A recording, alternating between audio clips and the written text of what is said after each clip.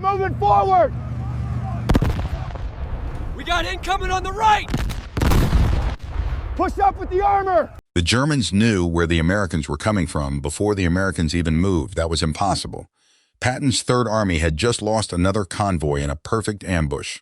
Tanks burning in the snow, dead soldiers frozen beside the road, German artillery already aimed at the exact route before the first American engine even started. It happened once, then twice, then again. By the third time, nobody inside headquarters was calling it bad luck anymore. A young lieutenant stood over a dead radio operator, still holding a photograph of his wife and daughter, and quietly said the thing nobody wanted to say out loud. "Sir, somebody inside this army is feeding the Germans our plans." That sentence reached George S. Patton before midnight. An hour later, he stood inside a dark command tent, staring at the officers around him. Men he'd trusted for months. Men who knew every major attack before it happened. Outside, ambulances kept arriving from the front. Inside the tent, nobody spoke. Then Patton said quietly, "The enemy is sitting in this room." The convoy never even had a chance. The first artillery shell hit the lead half-track before sunrise. The second landed 6 seconds later. Then the machine guns opened from the trees. American soldiers were dead before some of them even understood they were under attack. By the time the firing stopped, the road looked like a graveyard. Burning trucks, twisted metal, bodies scattered across the snow. And the worst part? The Germans had aimed at the exact places the convoy was supposed to stop, like they had seen the route beforehand. Captain William Mercer arrived with the recovery teams 2 hours later. Smoke still drifted through the trees. One Sherman tank was still burning. Medics moved silently between bodies under weak truck headlights. Nobody talked much.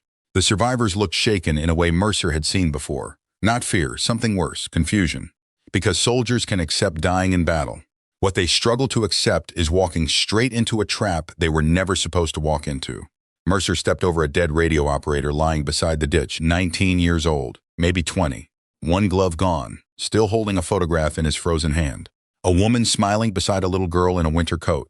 Mercer looked away quickly. Around him, soldiers kept staring toward the tree line. That's where the machine guns had been, waiting. One corporal finally said what everyone else was already thinking. "Sir, they knew we were coming." Nobody answered him, because he was right. And deep down, they all knew something else too. This wasn't the first time. A fuel convoy vanished the week before. An armored patrol near Bastogne drove directly into hidden anti-tank guns 3 days earlier. Every operation that was supposed to surprise the Germans somehow ended the same way. Waiting artillery, waiting ambushes, waiting death. At first, headquarters blamed reconnaissance, then bad luck, then timing. But bad luck doesn't predict exact convoy routes. And German artillery doesn't magically guess where American tanks will stop. Somebody was talking. The question was who? That question reached George Patton before daylight. And unlike everyone else inside Third Army headquarters, Patton already knew how dangerous the answer could be. Because only a handful of officers had access to those convoy routes. A handful, which meant one thing. The enemy might already be inside his headquarters.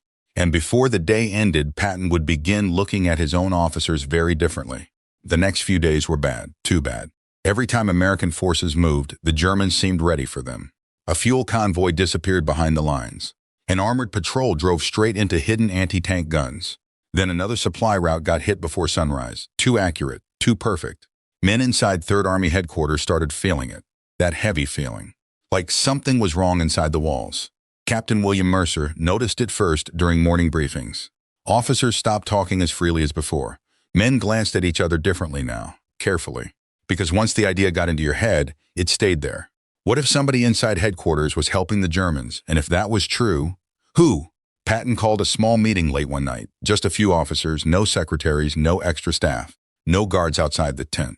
Rain hit the canvas roof while Patton stood over a large map covered in red marks. Destroyed convoys, failed attacks, dead Americans. Nobody spoke while he studied the map. Finally, Patton pointed at one attack route. "Who knew this convoy was moving?" A colonel answered quietly. "Only senior operations staff, sir." Patton pointed at another ambush.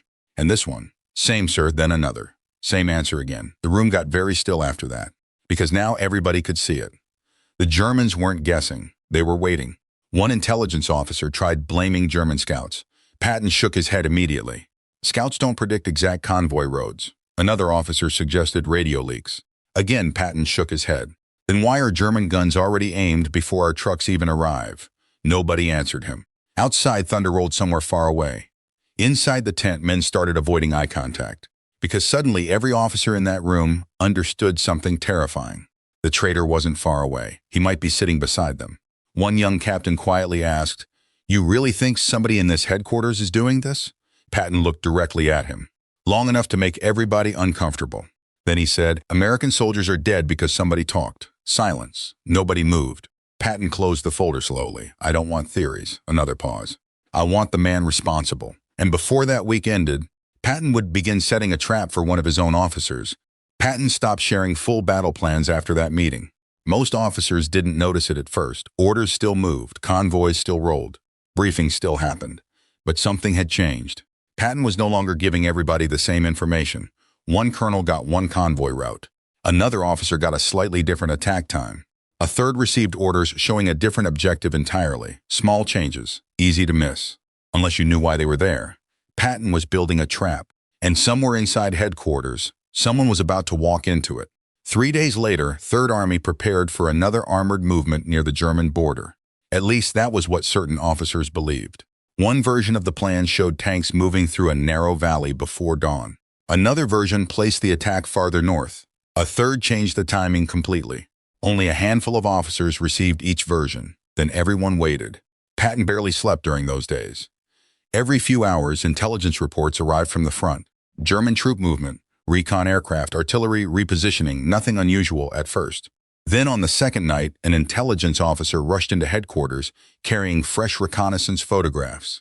German artillery had suddenly moved into the exact valley mentioned in only one version of the fake plan. The guns were already aimed, already waiting. The room went cold. Patton looked down at the photographs without speaking. Then he tapped one finger against the map. Once. That's him. Nobody asked who, because now the trap had worked. One of Patton's own officers had leaked the false route. And suddenly the investigation became very real. Military police quietly started watching movements inside headquarters. Phone calls were tracked. Messages intercepted. Mail checked before delivery. Nobody outside a tiny circle even knew it was happening. But inside that circle, the pressure kept building. Because the suspect wasn't some low-ranking clerk. He was respected, decorated, trusted. The kind of officer men followed without hesitation, which made it worse. Captain Mercer later said the hardest part wasn't the fear. It was watching good men slowly stop trusting each other. Conversations became shorter. Meetings became quieter. Every time somebody walked into a room, heads turned a little too quickly. And then the traitor made one mistake. A small mistake, but enough. An intercepted coded message mentioned the exact attack time from the fake operation. A timing known by only one officer. That was the moment Patton finally got certainty, not suspicion. Not instinct, proof. And the next thing Patton did shocked everyone inside Third Army headquarters. The order reached the officer just after midnight. Report to headquarters immediately. No explanation. No urgency in the messenger's voice. That was the part that felt wrong. The officer arrived 10 minutes later wearing a winter coat still wet from snow outside.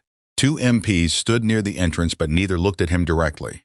Inside the office, a single lamp burned over a wooden table. Patton was already there, waiting. No aides, no crowd, no dramatic arrest. Just Patton sitting quietly with a folder in front of him. The officer stopped the moment he saw the papers spread across the table. Something inside him already knew. Patton didn't tell him to sit down. For several seconds, nobody spoke at all. Outside, trucks moved through the muddy road beyond headquarters. Somewhere farther away, artillery rumbled low across the night. The war kept going. Inside that room, time felt frozen. Finally, Patton opened the folder one document at a time. Fake convoy routes, con photographs, intercepted messages, German artillery positions. Every piece placed carefully onto the table between them. No emotion, no anger. That made it worse. The officer tried speaking once, stopped himself, then finally, "Sir, I can explain." Patton looked at him for a long moment. "Can you explain the dead boys on that road?" Silence. The officer's face changed after that. Not panic. Something heavier. Like a man realizing the story he'd been telling himself was collapsing right in front of him. He started talking again, fragments at first. Pressure, fear, mistakes. Things getting out of control. But he never fully denied it. And that told Patton everything. One sentence finally came out almost under his breath. "I didn't think this many men would die." Nobody in the room moved after that. Patton leaned back slowly in his chair. Then he said something the officers outside that room would talk about for years. Quietly. Almost cold. "Dead soldiers don't care why you did it." The officer lowered his eyes. Because at that moment he understood something terrible. Patton wasn't there to argue with him. The decision had already been made. And before sunrise, the trusted officer who had helped plan American operations for months would disappear from Third Army Command forever. By morning, the officer was gone. No speech, no public arrest, no explanation. His desk was empty before breakfast. That scared people more than shouting would have, because now everyone inside headquarters knew the rumors were true. One of their own had betrayed them. Captain Mercer passed the officer's office later that day. The nameplate was already removed, just an empty mark on the door. A week earlier, men trusted that officer with entire operations. Now nobody even said his name. The investigation moved quickly after that. Intercepted messages matched leaked convoy routes perfectly. Every report led back to the same man. And the deeper investigators looked, the worse it became. American soldiers had died because German artillery already knew where to wait. That thought spread through headquarters fast. How many men could have been saved if the leak was caught earlier? Nobody wanted to answer that question. Patton addressed senior staff 2 nights later. Short meeting, no anger, no dramatic speech. Just Patton standing at the front of the room while officers sat in complete silence. Then he said, "American boys are dead because somebody talked." Nobody moved. Patton looked around the room slowly. From now on, information is ammunition, a pause. And if you handle it carelessly, men die. That was all. Meeting over. But after that winter, headquarters changed. Briefings got quieter. Conversations got shorter.